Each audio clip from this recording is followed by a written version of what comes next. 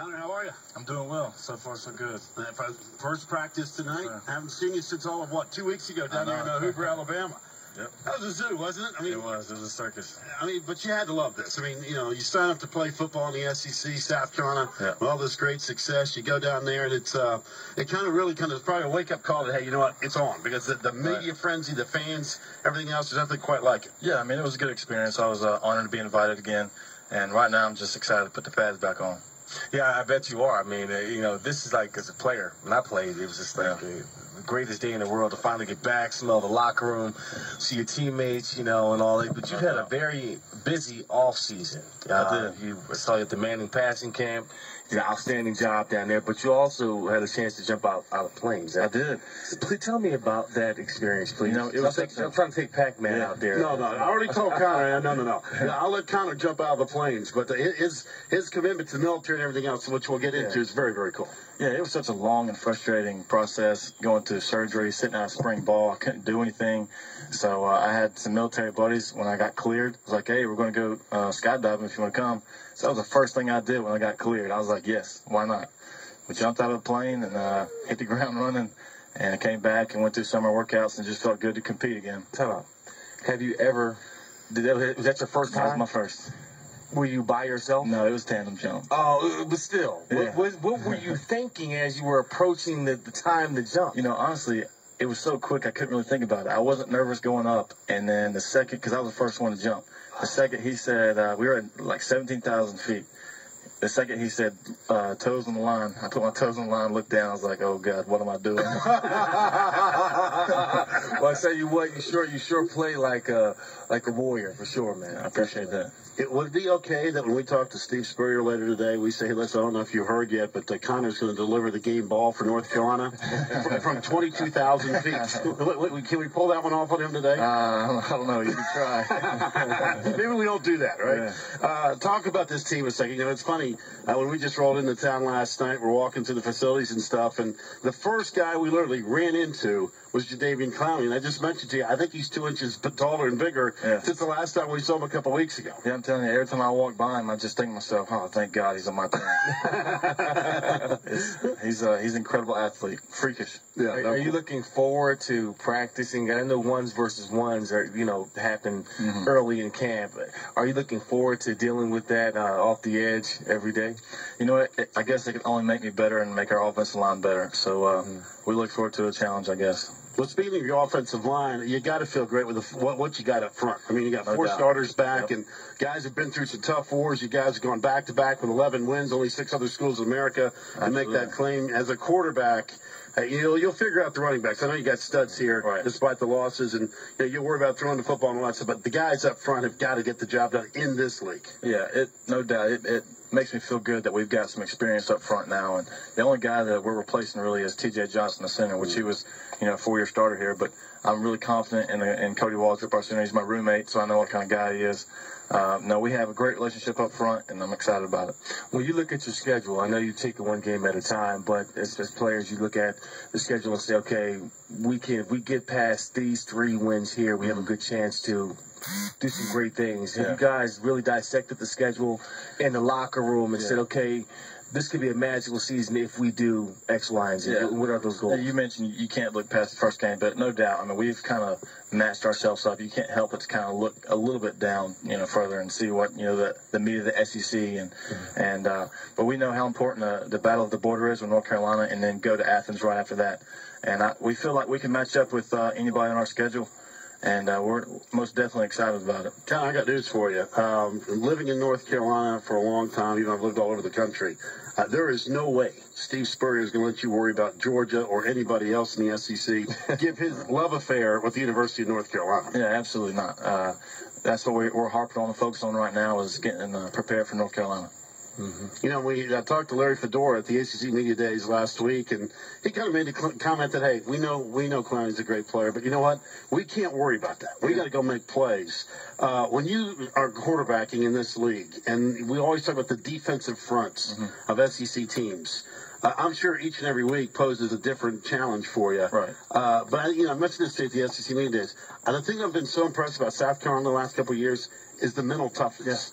And I see it with you, and I see it with every one of you guys. We even talked to Bruce and Javian and everybody else. And I said this to you, you've gotten over the hump of, hey, you know what? You're going to get knocked down. You know, and you're going to be in some spots where you go, son of a gun, this is not how we diagrammed it. Yeah. But you better pick yourself up ASAP in this league and go make the next play. Yeah, I'm impressed with our team and our coaching staff, the way we battle back, because the past 2 seasons we faced so much adversity with Marcus Lattimore going out back-to-back seasons with a torn ACL. And guys going down, me getting hurt last year and having Dylan step up. And we just have guys that step up and adapt to adversity. For you personally, though, it just seems like the team feeds off of your energy. You know, like they really buy into your grit, your grind, and how you play the game with so much passion. Where does that come from? Honestly, that's how I was raised. My father, he was my coach in high school, and I was always taught that, especially being a quarterback, the leader, you have to be tough because you just got to set the bar for everybody else. And if you're playing your heart out, everybody else is going to follow. And if you're laying down when the times gets tough, that's what everybody else is going to do. So you have to be the guy who everybody looks to in the time of need. So your dad being your coach, you didn't get the end of it until when you went home. It was you have a bad practice, a bad game. Most guys, it ends there, and we'll meet up on Sunday in the film room, but we'll get home at midnight, and I got to hear it again. No wonder why. No wonder why Spurrier's so easy to use. He's almost a lightweight compared to Dad, right? Exactly right.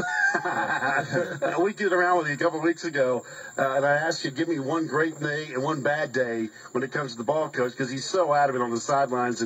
But you've got him figured out. I can already tell after our interview that you've already got him worked up. And listen, I know the good, the bad. You don't have to yell at me. I know where that pass should have gone, or the other way around, and that is, hey, ball coach, you can check that one out and give me some high fives tomorrow. Yeah, after 4 years of playing with him, I got to figure it out. But it's a once in a lifetime opportunity playing for him. I've got stories for the rest of my life playing for that man. I grew up a huge Florida fan because of Coach Spurrier, so it's a great honor to play for him. Walking through the tunnel here, 2001. I mean, you get goosebumps just thinking about it. I know you do. Nothing like it. Have you thought about the fact that, man, I can't believe this is it? I mean, it goes by so fast. It is really hard to believe. It's hard to believe. I'm gonna take this year in, soak it up as much as possible. Have you thought about how this thing ends? Have you given yourself that ability to look that far down the road, or you just say, no, I can't do that?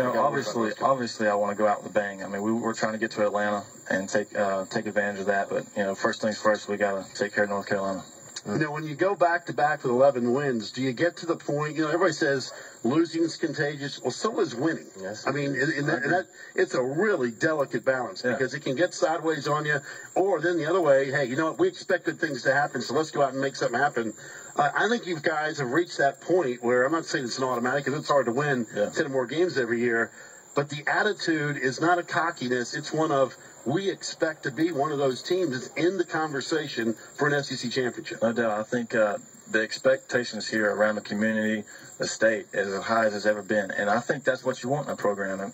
I mean, that means you're doing well. And you got to set yourself up for success, and that's what we're trying to do. Looking at your team and looking at the season, are there any concerns that you want to see resolved as you go through your camps over the next couple of weeks? I think, we got a lot of guys coming back on offense. Of course, we got to get the timing down and shake off the rustiness through the summer. And but we're a little young in the secondary and the linebackers on defense. But I'm not worried about them because every year they step up and carry the load for us. But obviously, we can work on anything and everything during fall camp. Give me a breakdown of your running backs. I know it's probably not a fair question given the fact tonight is the first practice. Yeah. But you have to replace some guys. But you've had some guys who played last year that can absolutely fill the role. Well, my sophomore year, we had Marcus go down against Mississippi State, and we had a true freshman in Brandon Wilds who started the rest of the season and had 300-yard rushing games. Sat out last year. He redshirted last year, so he's coming in, and we got him and Mike Davis. And it's a 1-2 punch. And we got other guys, and Sean Carson and some other freshmen. But it'll be exciting to see what they can turn out in the fall camp. As a quarterback, I mean, not that you have favorites, but styles of play, especially running backs. And I'm sitting here beside one of the all-time greats with Eddie George, Heisman Trophy winner. Do you like the bruiser back there, or do you like the guy that, hey, you know what, if you miss him, he is gone? Honestly, we've got both of those. You got a combination here. Yeah, we do, and it's fun because we got one guy that come in here, he's a powerful runner, quick guy, Mike Davis, and then we can bring in Sean Carson, who's a scat back, and if he makes one guy miss, he's going to the house. So it's exciting. I mean, you get the rotation in. As a quarterback with an experienced offensive line in front of you, is it not fun? Like you get in the middle to the end of the third quarter, and you know your guy.